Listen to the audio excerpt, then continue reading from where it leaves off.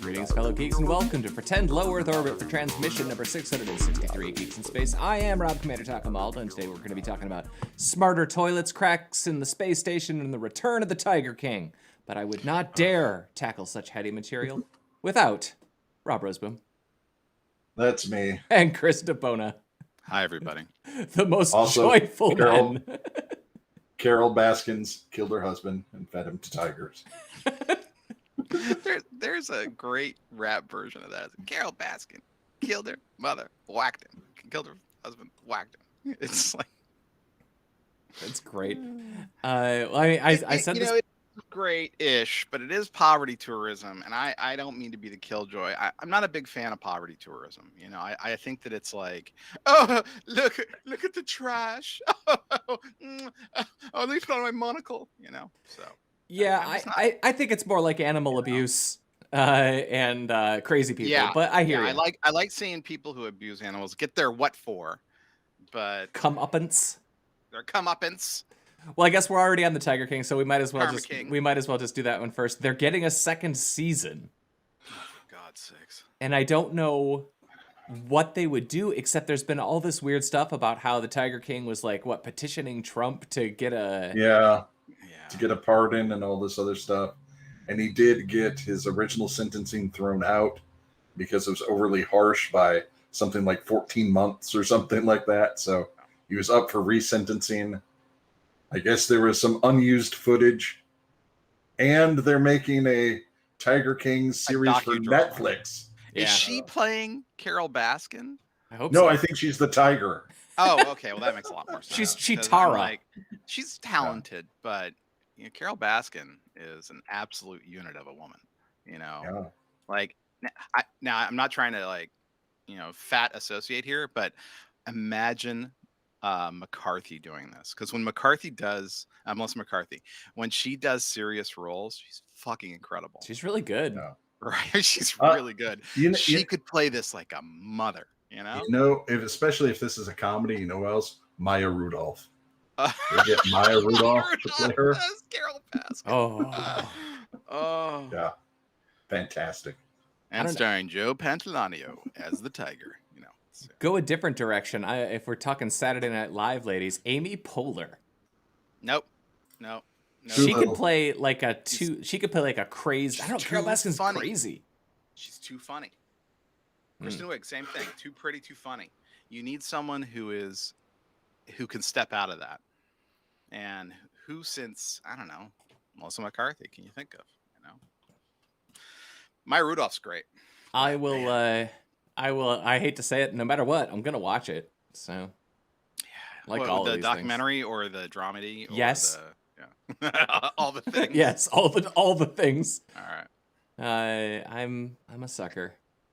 But the thing that I am looking forward to that's coming up soon, Blade Runner. We have a friend who might get to go to the premiere. What?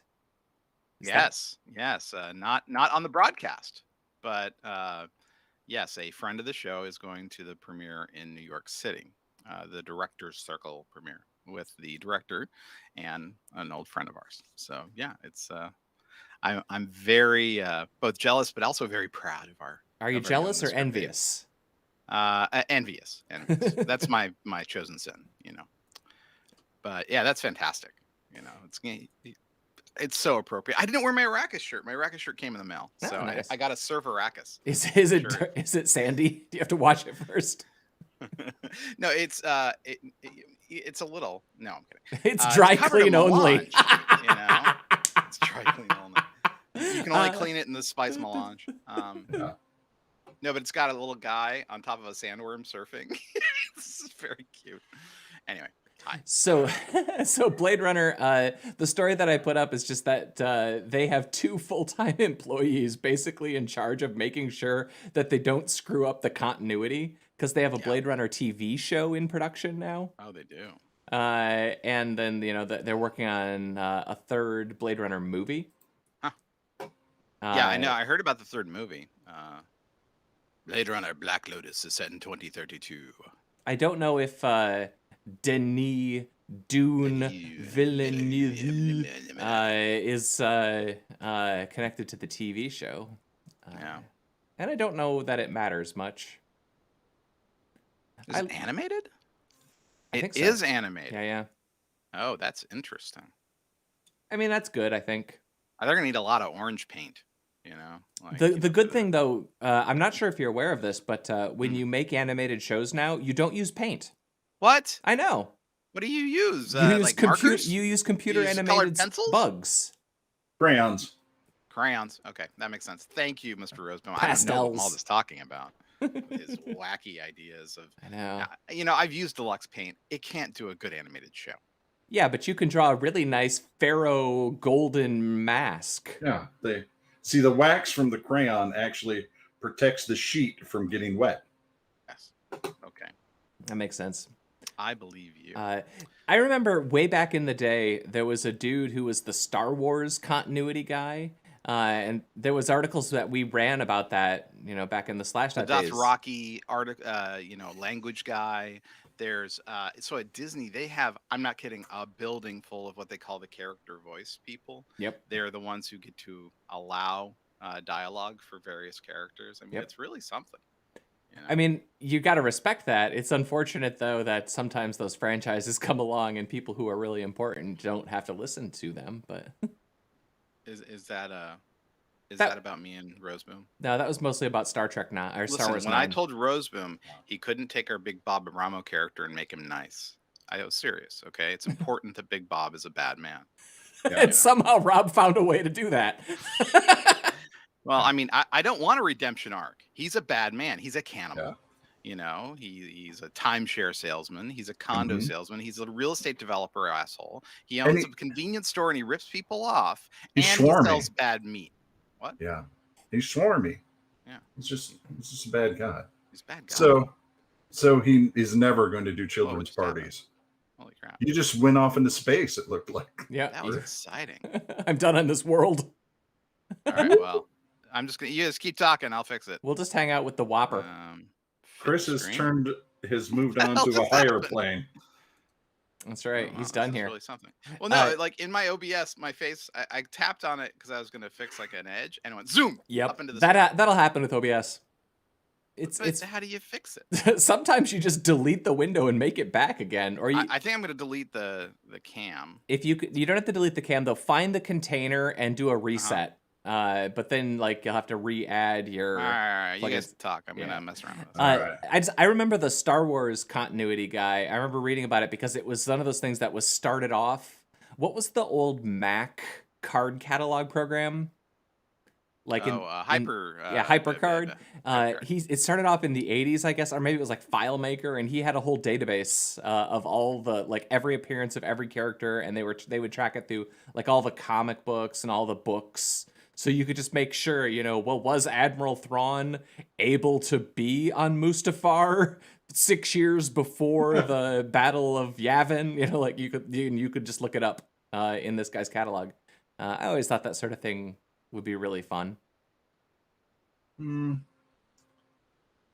There are definitely worse things you could do.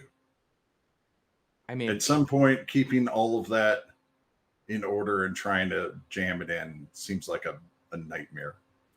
Well, it's definitely a nightmare for the writers who have to work within that framework. Mm-hmm. I mean, we've talked about this before with Agents of S.H.I.E.L.D., how they had to have season 5 or something of Agents of S.H.I.E.L.D. just go 100 years in the future just so they wouldn't have to step on any continuity for anything else in the Marvel universe. And they weren't allowed to say Kree. They had to say the blue guys and all this other nonsense. Yeah. I hear you. It's complicated.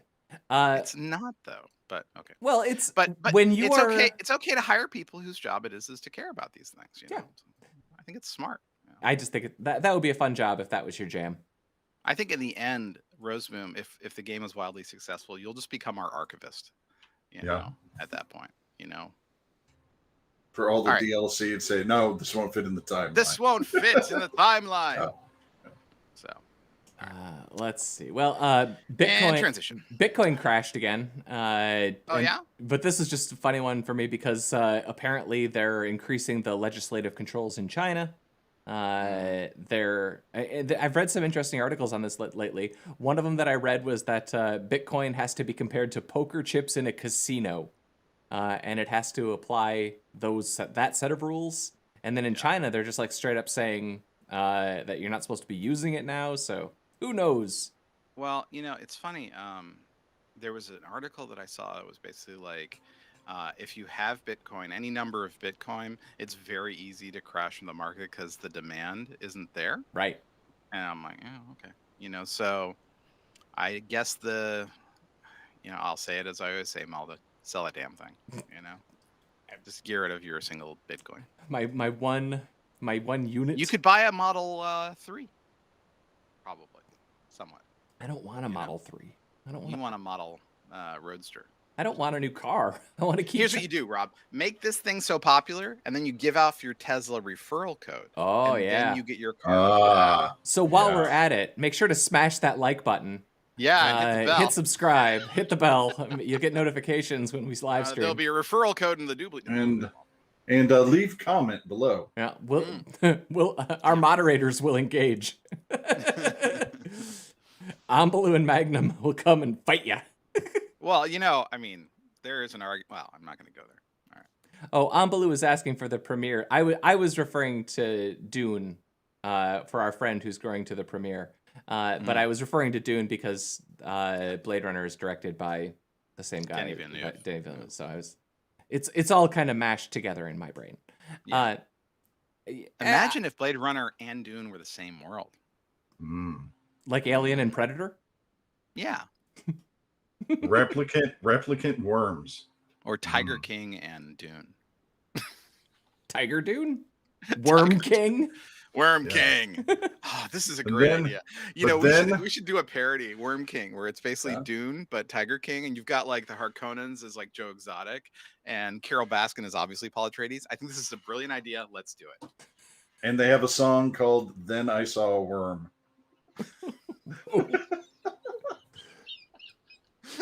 And instead of the spice melange, it's just meth. Tons of meth. Meth and meat. Space. Raw meat. Meth expands consciousness. That's right. Their ornithopters meth can only be found in one planet, Florida. Their ornithopters have black roots and dye jobs. It's just fantastic. I'd pay. Well, actually, the way that Tiger King had all his little boy toys, he heart plugs those guys. Oh God! Sure. Oh God! We gotta keep going. We gotta keep going. Oh no! We're on a train, baby.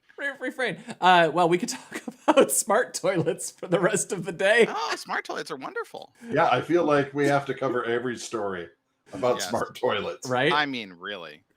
I mean, I don't want to like, go off on a tangent here, but bidets are wonderful. So anyway, all right, here we go. Toilets. So Rob, I just wanted to say first, focused. Is there a laser involved? Before we go into this, Rob, I just want to say you shared this link in chat, and I was like, "Is that another story?" And nope. Turns out I had already found the story and already put it onto the Taco Zone. Because any story that has the word anus print deserves to be discussed has extensively. To go in. So of biometrics. Not only does this one keep a record of your beehole, but the maker of this toilet is also talking about using or integrating medical testing into the toilets. Mm-hmm. So you just do your business, and then it measures what it can measure out of your waste products and spits out, health recommendations or, all the information. A recipe for salmon and avocado salad. Yeah. While it's very specific. Analyzing your urine. This toilet brought to you by the Salmon and Avocado Salad Industry Political Action Committee. I hear that Elizabeth Holmes has been using this toilet, and she's pretty cool with it. She's like, I hope they find her and Sonny very guilty in the trial. I hope they go to jail for endangering people's lives by having falsified tests. We haven't talked about this, but I actually take offense that they're like, oh, this is just Silicon Valley faking that you make it. No, this is potentially murder. You know, It's and true. I don't think it's funny. That said, what is funny? Anus Anal prints. print. Yeah, anal prints, like biometrics, you know, and the analysis of the waste stream to give you an indication of your health. Like, I hope you can, you know, set the security levels to only be you. Yeah. So someone else sits down and they're like, wait a second, that's not Chris's anus. Yep. And everything gets locked down. No. What happens is you sit down, but you hit the wrong, because, like, you know, on the bidets, you've got 2 memory settings, kind of like in your car, right? And it gives a level of heat and My pressure. car doesn't shoot water up my butt. Anyway, You should the point get I'm trying to Tesla. make is, suppose you hit the wrong button, right? And, you know, the consequences of hitting the wrong button right now is maybe it's a little warm, the spray against your butt. Now, though, you hit the wrong button, it says, whoa. Yeah. You have way too much double X chromosomes. You know, something's happened and there's a lot of estrogen in your waste stream. Oh my gosh. And then an arm comes out and injects you with testosterone or something. And then it's like, your toilet is different than mine. Well, I'm saying, if your toilet doesn't have the hormone delivery system. Now, the nice thing is it puts it in your chest. It doesn't put it in your butt like the first models. Your toilets are different. You just go, you know. Are Seattle toilets different? See, oh yeah, they're completely different. What I envisioned was more of a security measure. So, like, if someone unauthorized sits on your toilet, it just locks you down. Clamp. You know, it just bam. The back of the lid comes down, smashes you uncomfortably. The seat folds over your legs, holding you there until police are called. Now, famously, you know, Gene Roddenberry didn't put seatbelts on the Star Trek ships. You know, so Gene Roddenberry does not endorse the seatbelt toilet. So I'm just saying. I don't know. People bought Fitbits. Boy, you know, this is really the article that keeps giving. You know. Yeah, this is amazing. You know, and the thing is, for all of our joking around, it's kind of great. Like, if there was something like this could really, like, diagnose. Absolutely. Yeah. You know, this is fantastic. You know, something everyone when they go to the hospital, the first thing they have to do is go to the medical toilet. Yeah. You know, and the medical toilet, like, takes their blood, analyzes their stool and urine, and comes back for the doctor to have better. The toilet emails the hospital your last month. Every time. Yeah, you don't even need to. It's like I guess like when you go to your doctor now with your Apple Watch, you're supposed to be able to, like, show them your heart rate and stuff, and there's supposed to be, like, tools that can, like, you know, upload your EKGs or whatever. Yeah. Oh yeah, it's called the Holter monitor. You know, if you have heart problems, you wear this thing and a necklace and the things, and whenever you have an incident, you smack the button and it records it. But yeah, when I get to the hospital, I should just be able to upload 30 days of my poop, and they should be able to tell me what's wrong, or preemptively, you know, like, maybe you should adjust your prescriptions. It is absolutely one of those things that could be really cool if they do it right.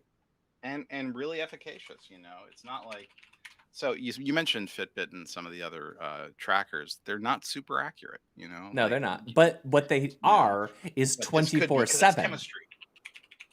That's true. That's true. So I mean, I would, like, you know, if you have that data for 30 days, you know, you don't have to be right, because on average, you'll be right enough. I just want to eventually have enough money that I can get one of those, like, inner space dudes who just drives around and monitors me. Oh yeah, a little Douglas Quaid. Yeah. Hold on, let me call my Quaid. Hey, can you check my liver? I gotta get my Quaid going. You know? Hey, can I borrow your Quaid? I'm sorry, all I've got is upset tummy. Yeah. I'm sorry, all I've got is a short. You know, I'll give you the short though if you want it. That's not gonna work. Yeah. He's busy. Short always gets lost in the gastrointestinal tract. He took a wrong turn at the spleen. All right. Let's keep going. We have astronaut damage. We have space damage. I think that was it. The space station. It's an interview with one of the guys who went up on the first crew of the space station. And they're talking about how there are actually a lot more cracks. And people aren't particularly... And not just on the Zarya module. I mean, this is getting old. Yeah. You know? They should ship up some duct tape, and they should just wrap the whole thing. Gaffer tape. Know, and use some of that spray foam. You know? Yeah. It needs some spray foam and some gaffer tape. Yep. That fixes a lot. But I don't know if it fixes 4 years beyond life expectancy. It's way more than that for some of these modules. So, I mean, think about it. It's like the solar panels on your roof. Okay. Uh, they have a stated lifetime of 20 years before they start losing efficiency pretty quickly. Sure. And it's like, some of these solar panels have been up there a long time, and they're under much harsher conditions. So it's like, has there been a reduction in power development? I mean, there's cracks, there's, and like, think of like basically the work hardened pieces of metal all over this thing. Well, It's yeah. like, there's a point where it's like, you know what? You need to replace some of this stuff or deorbit. It can't be easy going into the heat change from the bright side to the dark side, doing that, 20 times a day. That's bad on steel eventually. Yeah, well, I don't know that it's steel that they made it out of. Well, whatever they make it mostly out of aluminum, gaffer tape, and foam. And double bubble probably wasn't the best choice. They should have gone for like a big league chew. Well, sure. Plus the astronauts keep popping the foam, the air bubble insulation. Exactly. They can't resist. They're children at heart. Well, if they really wanted to be serious, they would have used the gum that came in baseball card packs, because everyone knows that stuff is virtually indestructible. Yeah, it really is. What would be really interesting to know is if the astronaut ice cream could be combined with a binder and used as a patching putty. Oh, that would be efficient. It would be. Because as far as I can tell, like astronaut ice cream. And as far as I can tell, that's all they eat up there. Astronaut ice cream and spheres of water. Tang. Tang. Yeah, that's right. Let's not forget Tang. That's also alive. I did watch the first 5 or 6 episodes of Star Wars Visions. What is Star Wars Visions? It's actually a neat idea. But I'm gonna say, what if for Star Wars? Like, not really, but kinda. It's basically they gave a bunch of anime creators permission to make 15-minute short films.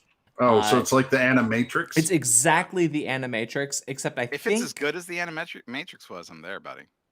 I don't. Well, that's the thing is, like, it's cool. Some of them have a really cool style, but so far I haven't really seen any of them that are like, yeah, you got to see this. It's just sort of, but maybe I'm only like half. I'm like maybe 5 or 6 of the 9 episodes. It's the style of 2 of the ones that I've seen right now is really cool, just artistically. But none of the stories have been really great.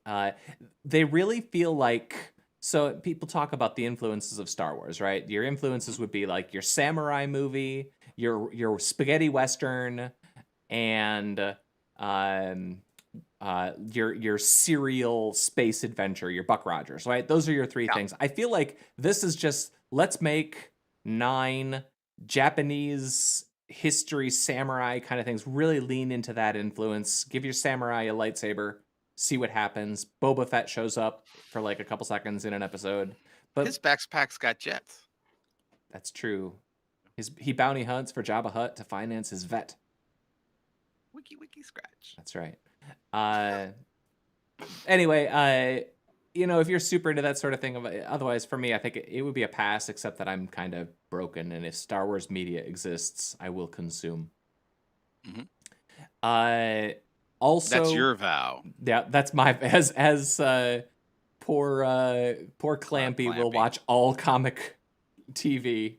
All comic? I thought it was just all superhero content. All superhero content. He consumes it all. There's a lot of comic. Star Wars at least is pretty minimal, all things considered, in terms of minutes. The other things that I haven't gotten to yet, but I will by next Tuesday. Doom Patrol is back. Oh yeah. I saw Shang-Chi. You saw Shang-Chi. We all saw Shang-Chi. Well, so what did you think? It was all right. It was fine. Yeah. There are some parts I really liked. No. It turns out, who knew? I like dragons. Oh, you liked the finale? See, I thought the finale was so boring. It was super boring, but I still really liked me some dragon. I love the idea of this dragon flying around just eating people, or eating those flying guys. I thought that the bus fight at the beginning was awesome. I thought that the fight on the outside of the building was pretty good, but I did have a technical problem with it, just on that my eyes aren't particularly good in the dark. And a lot of the scenes in that were in front of glass windows in the dark. Yeah. So there's reflections and So I think Iron Man 3 is easily the worst Iron Man. Okay. And I hate what they did with the everything. The Mandarin. The Mandarin. Let's just say everything about Iron Man 3. Well, in particular, the Mandarin. Yes. I begrudgingly kind of liked how they dealt with him in this movie. How they retconned Trevor Slattery. Yep. Yeah. Man, I could watch a whole movie about Trevor Slattery. There's a short with him and that little winged whatever that thing is. Morris. That butt face thing. Yeah. Hey, he's sensitive. Their adventures I could watch. Yeah. There's Trevor a short Slattery and film Morris. on Disney Plus about Trevor Slattery, apparently. That's great. Which is, I'm told, worth watching. I haven't watched it yet. But yeah, I'm with you, Rob. They very much redeemed Trevor in every way. They made him he was fantastic. Funny in Iron Man 3, but they really just like, shamelessly, he's like, we're playing dead. It's like, Yep. Yes. Yep. Morris, we're playing dead. I did kind of have a bit of beef with the post-credit stinger, I guess. But whatever, it is what it is. I'm trying to remember which one. Oh, the one with Wong? Yeah. Just because like the whole thing was like, your rings are weird. Things are gonna be crazy now. Thanks. I mean, I and then they sang. That I was fine with. But I likes me some karaoke. I just found basically once they got settled into Talo or whatever that was, I found the whole thing was just like kind of whatever. But I will say I watched it twice now, and the second time through, what's that? Yeah. Huh? Well, so I'm not sure if you found out we rented a theater. Oh, that's great. It turns out that if you have 15 friends, you can rent a theater and basically break even. Wow. Yeah, that's nice. I wish I could have been there for that. We the Ann Arbor premiere of Shang-Chi with the nerds. Yeah. It was actually kind of neat. We had pretty much everybody there. Oh, that's great. Super gel. Yeah, we were 2 people of 5 in the theater. Yeah. Everyone was pretty far from each other. The first time that I saw it in the IMAX, and there were I think 8 people in the theater. It was great. IMAX theater, 8 people. That's great. But yeah, the second time through, I enjoyed the third act more because I was able to see the setups in Act 1. Like, okay, you set this up, you set this up, you set this up. And I think that part of my issue might have been that the first time that I saw it, I was also in the movie theater for the first time in a year and a half. And I might have not been paying full attention, so I missed some stuff. But the second time through, I got more out of the third act. But also, I'm just sick of it. Black Widow had the same problem. I'm just sick of the third act being, let's go to a place that's entirely CG and shoot lasers at each other. Yeah. Sky beams, lasers. Absurd, That was the end of WandaVision too. You spent 6 episodes telling me a compelling story. Now let's spend the last hour shooting at each other in a video game. Yeah. But that said, I'll still watch The Eternals, and I'll definitely watch Spider-Man. Cool. All right. Let's say goodbye to Chris. Okay. Well, we have a hard stop, right?